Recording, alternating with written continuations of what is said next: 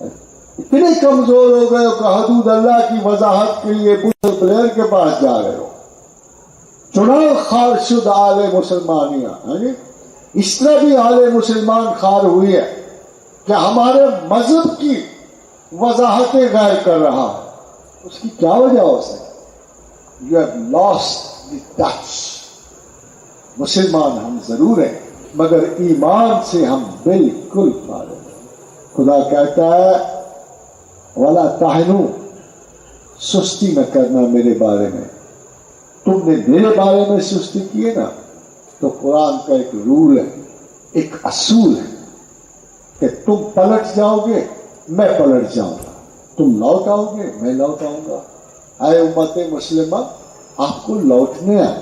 اگر آپ نہیں لوٹو گے، رب کعبہ کی قسم ہے وہ اس معاملے میں بڑا کھڑا ہے، ہندوؤں کو تمہارے سر پہ مسلط کرے گا، یہ دولت عظیم چھین لے گا. اس نے پہلے بڑے بڑے محبوب بنتے تھے بنو اسرائیل، ان کو بڑی سخت سزائیں دی، بڑی سخت سزائیں دی.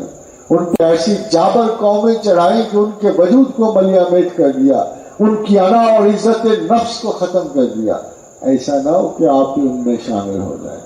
خداوند کریم کہتے ہیں وَلَا تَحْنُوا، سستی نہ کرنا میرے بارے میں، میرے احکام کے بارے میں. وَلَا تَحْزَنُوا، غم بھی نہ کرنا. معمولی سی کوفت ہے، چھوٹی سی تکلیف ہے، ذرا سا بحران ہے. تم 1300 برس حکمران رہے ہو، چلو 50 سال کی گردش دیکھ لو، 100 سال کی گردش ہے.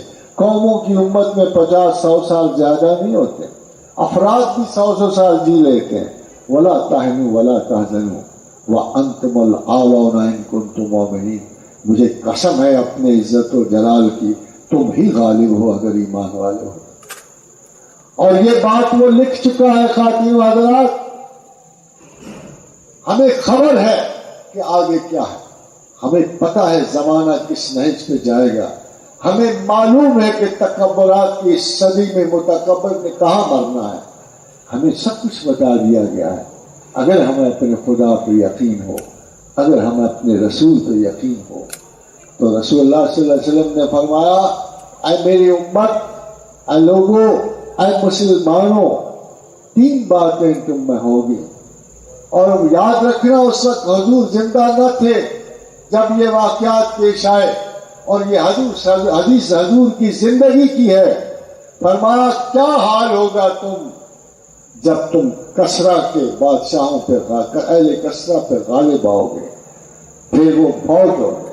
پھر اللہ کے بندوں نے مدائن کو فتح کیا اور ایران کی سلطنت کو مسلمان کیا. پھر فرمایا کیا وہ وقت ہوگا جب تم اہل روم سے جنگ کرو گے اور ان پر غالب آؤ گے. پھر ہم نے اہل روم سے جنگ کی، ہمارے آباء و اجداد نے جنگ کی، ہم ان پہ غالب آئے اور اللہ کے رسول کی دوسری پیشن گوئی بھی پوری ہوئی. پھر مایا زمانہ آخر میں تم دجال سے جنگ کرو گے، زمانہ آخر میں تم دجال سے جنگ کرو گے اور اس پر بھی تم غالب آؤ. خواتین و حضرات، یہ دجال کا اثر ہے، یہی دجال کا اثر ہے. اسی زمانے کو خدا کے رسول صلی اللہ علیہ وسلم نے دجال کا اثر کہا، اور ہمارے پاس خبر ہے مصدقہ سچی کہ ہم اس پہ غالب آئے. افغانستان مت دیکھو، عراق مت دیکھو، مارنے والا پتہ نہیں کہاں سے آئے گا.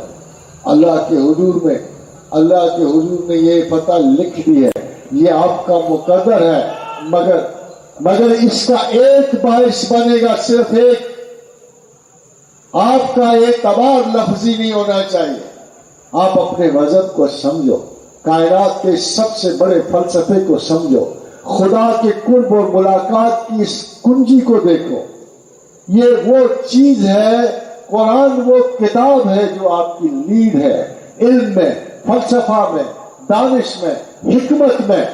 خدا وہ ہے جس کی باتیں ابھی پوری نہیں ہوئی. اللہ الذی خلق 7 سماوات ومن الارض مثلہن. اللہ تو وہ ہے جس نے 7 کائناتیں تخلیق کی ہیں، اور ان 7 کائناتوں میں 7 زمینیں تخلیق کی ہیں. وَيَتَنَزَّلُ الْأَمْرُ بَيْنَهُنَّ. ان 7 زمینوں میں میرا حکم اترتا ہے. بھلا بتاؤ تو صحیح، کس انسان کو کسی دوسری زمین کا علم ہے؟